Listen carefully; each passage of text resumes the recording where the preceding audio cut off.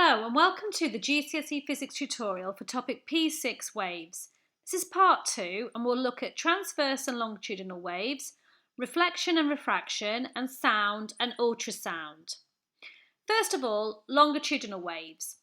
These waves, the vibration or the oscillation is parallel to the direction of the wave. As shown with the slinky here, you can see the waves moving along, showing the compressions of the waves as they move across. Longitudinal waves, examples are sound waves like ultrasound and infrasound, and also P waves, which are a type of seismic wave. Transverse waves can be shown with a rope or string as shown here. This time the vibration or the oscillations are at right angles to the direction of the wave. Light waves are example of transverse waves, as are all of the waves in the electromagnetic spectrum. This is the electromagnetic spectrum. You do need to know the names of the waves in there, starting from radio waves, microwaves, infrared, visible light, ultraviolet, X-rays and gamma. In general, all electromagnetic waves are transverse waves, and they all transfer energy. They all travel at the same speed in air or vacuum.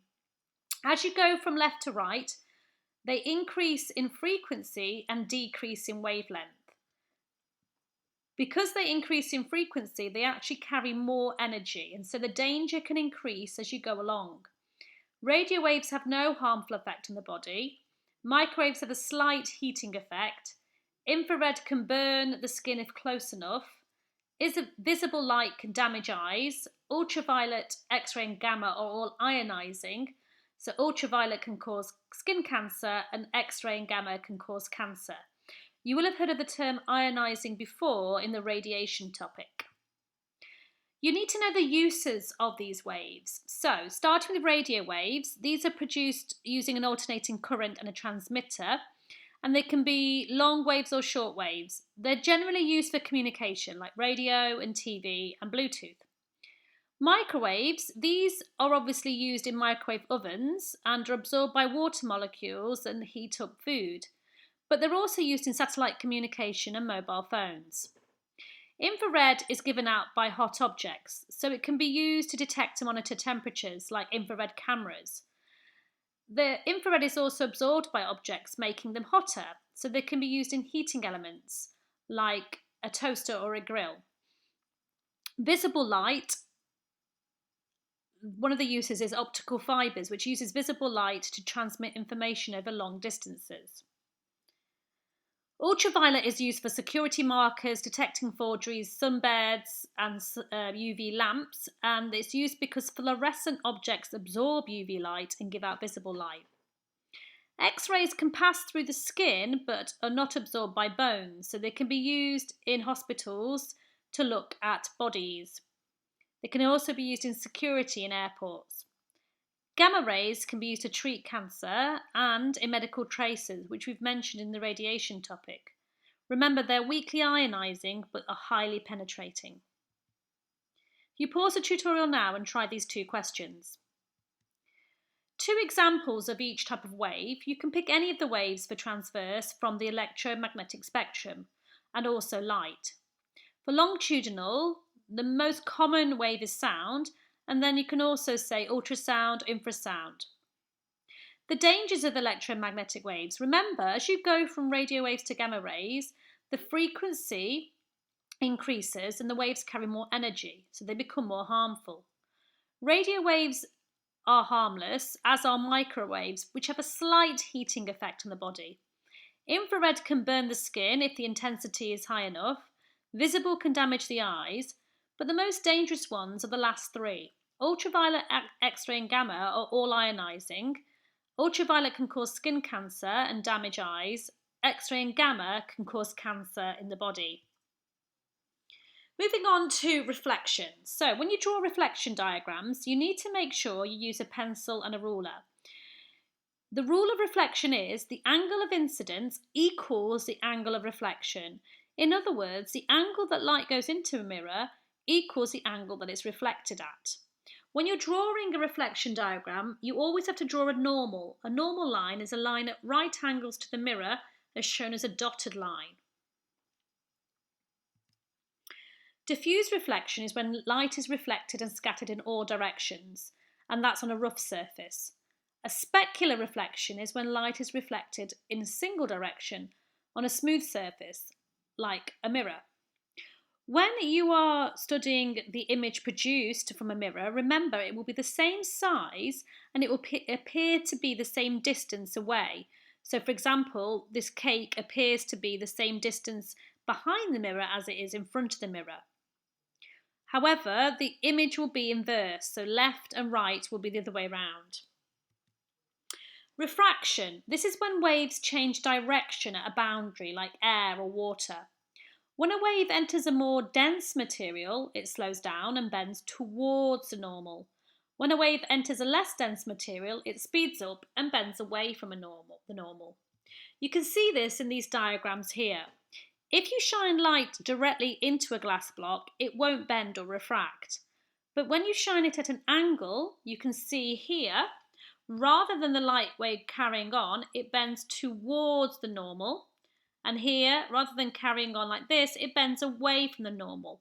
Again, the normal is at right angles to the glass block and represented by a dotted line. You need to know how to complete a practical to investigate refraction. You need a ray box and you set it up as shown in a diagram, and you would draw around a glass block. You will then shine light into the glass block and trace or mark the light going into the glass block, which is called the incident ray, and where it comes out on the other side. You'll then remove the glass block and join up these lines. You will then draw a normal line at right angles to the glass block, and then you will find the angle of incidence and the angle of refraction. And then you can repeat that with different materials. If you pause the tutorial and try these two questions now. When you're drawing diagrams for reflection or refraction, make sure you use a pencil and a ruler. For the reflection diagram, when you're using the protractor, make sure the two angles are the same. You start off by drawing a mirror, and then at right angles to that, draw the normal. You then draw an incident ray going into the mirror and then being reflected at the same angle. The line going in is the incident ray, and the angle between that and the normal is called the angle of incidence. The line being reflected is the reflected ray, and the angle between that and the normal is the angle of reflection. With the refraction diagram, you would draw a glass block and then draw a normal at 90 degrees to that glass block. You would draw a light ray going in at an angle, and that is called the incident ray. The angle between that and the normal is called the angle of incidence. You will then draw the line bending towards a normal. The angle between that line and the normal is called the angle of refraction. As it leaves a glass block, you want to show the light ray bending away from the normal. Sound waves. Now, sound waves travel by vibrations of particles, and remember they are longitudinal waves, and they travel fastest in solids because the particles are closer together. They don't travel in a vacuum like space because there's no particles. And sound waves can be reflected, which can cause an echo, and they can be refracted. If you look at these three diagrams, the first wave shows a quiet sound, and number 2 is a louder sound because the amplitude is bigger. Number 3 is a higher pitch sound because the wavelength is smaller and the frequency is higher. So how do we hear? Well, vibrations in the air cause the eardrum to vibrate. This causes tiny bones in the ear, called the ocelles, to vibrate, which then causes liquid in the cochlea and semicircular canals to vibrate and passes a message to the auditory nerve. That then sends a message to the brain to allow us to hear.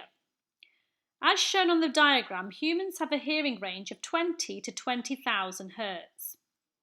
Above 20,000 Hz is called ultrasound, and below is called infrasound. You need to know about the uses of ultrasound. So ultrasound cannot be heard by humans, and it's partially reflected at boundaries and can be detected using a monitor. You can use these in medical imaging. One of the most common examples is to see how a baby is developing in pregnancy. The ultrasound can be used to create an image of the developing fetus, as the waves are reflected back at different boundaries, for example, at the fluid in the uterus or the skin of the fetus.